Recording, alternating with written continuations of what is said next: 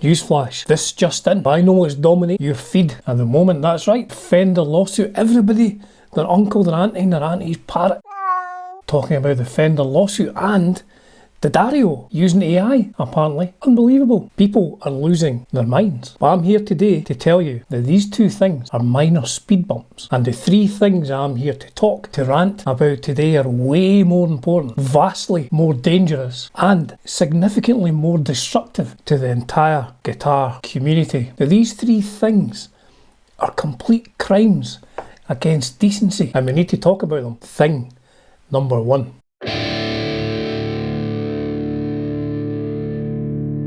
Let's set a very specific, tragic scene. It's 11:30 PM on a Tuesday evening. Instead of doing something constructive with your life, like sleeping or what other normal people do, you're hunched over watching YouTube on your phone or your tablet, trying to find that elusive tone, watching some chap or some chapess on the YouTube demonstrating such a pedal. I find the video of this pedal, the sound, the audio, and the video is crisp. The demonstrator plays a beautiful, haunting chord, and I think that's the one for me. And then the camera cuts to a close-up on the floor. And what greets me there? A great big pale, a great big hairy, unpedicured, tactical hoof.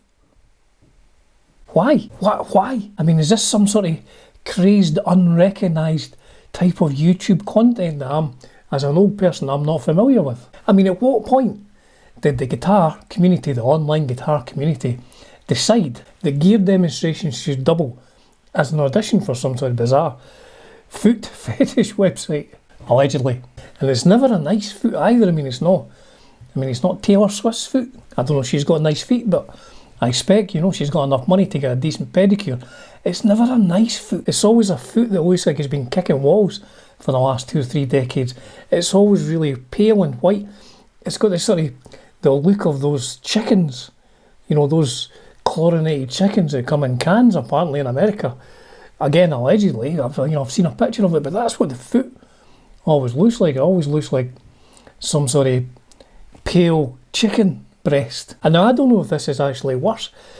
Some people try to cover up the hoof, and they cover up with some manky sock, some manky grey sock that you can tell has been sticking to the carpet, usually with a gaping hole in one of the toes, which is sticking out like a sad potato. I mean, this isn't a little bit casual.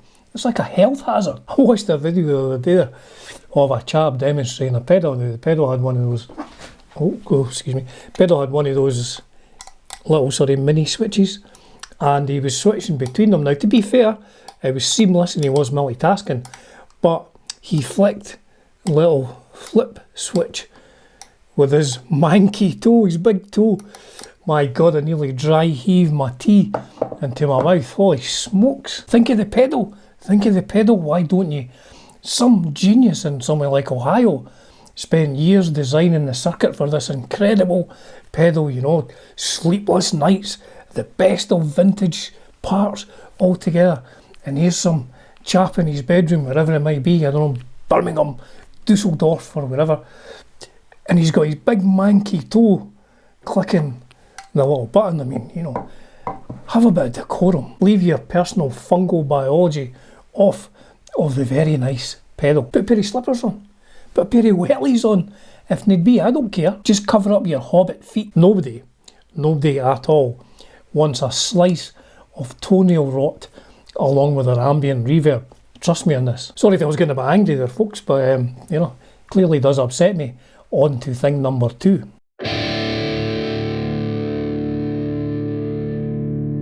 Now, thing number 2 takes us out of the comfort of our bedroom onto the live stage in front of an audience in a live environment where rock and roll is meant to be heard, where it's best heard, indeed, in the concert halls, as Rush said. And the subject of this rant is straps, guitar straps. Now, like a lot of things, there is a spectrum.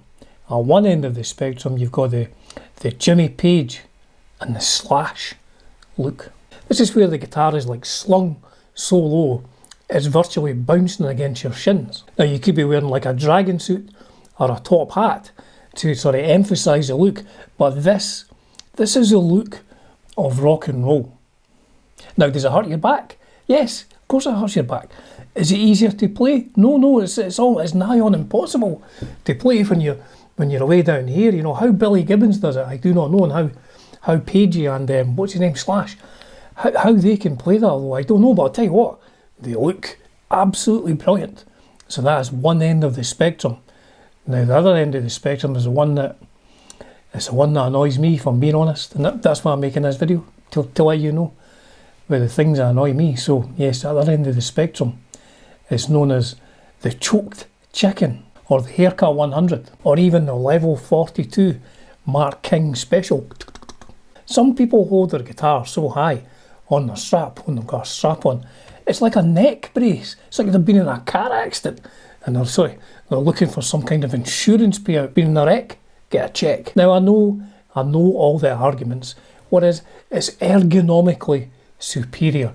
It's easier to play when you're up here and you're closer to the fingerboard and everything like that. You know, I know the argument. I mean, maybe even I might be able to sweep pick an arpeggio with my guitar right under my chin. Who knows? Now, I don't care if you're playing Bach, cello, suites completely from memory when your guitar's away up here, because you look like you're afraid of your instrument. And that guitar's not going to run away if you don't hug it tightly enough under your chin. It's technically a visual assault on the audience. When the guitar strap is that tight, you're no longer playing guitar.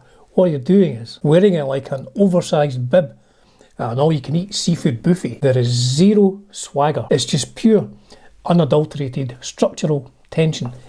Easy for me to say. My advice, which I'm giving you here for free today, is to drop it even just a couple of inches. Give your elbows some room to move. Maybe even drop it a bit lower, because if you're not showing your chest hair above your guitar, I'm calling the fashion police. Finally, on to thing 3 now.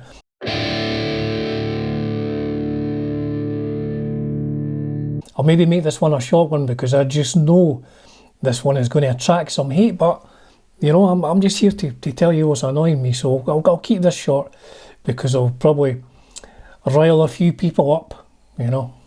But here we go. 9-string guitars. There, I've said it. 9-string guitar. If you play a 9-string guitar, you have crossed the line from playing a musical instrument to playing a piece of heavy agricultural fencing. Now, to answer any questions you may have already, no, I've never played a 9-string guitar. I have no need to play a 9-string guitar, because by the same token, I've never walked along the street and picked up a dog dropping and gave it a lick.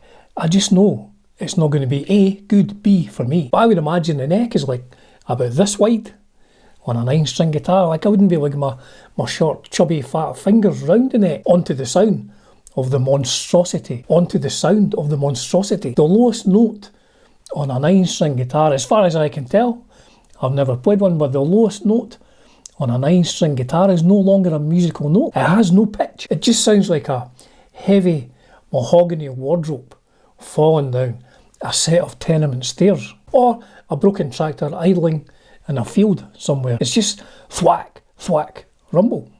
To me, that is. Well, I'll keep this one short. Like I said, I've no doubt this is going to stir up a hornet's nest. There's an old guy, there's a boomer, or whatever that. I'm not a boomer technically. I think I'm a Gen X, I think. Anyway, they'll get around, you know. God, there's some old guy shouting at clouds, banging on about 9-string guitars and how they're rubbish. How dare he make a video on his channel expressing his stupid comedic opinion on guitars.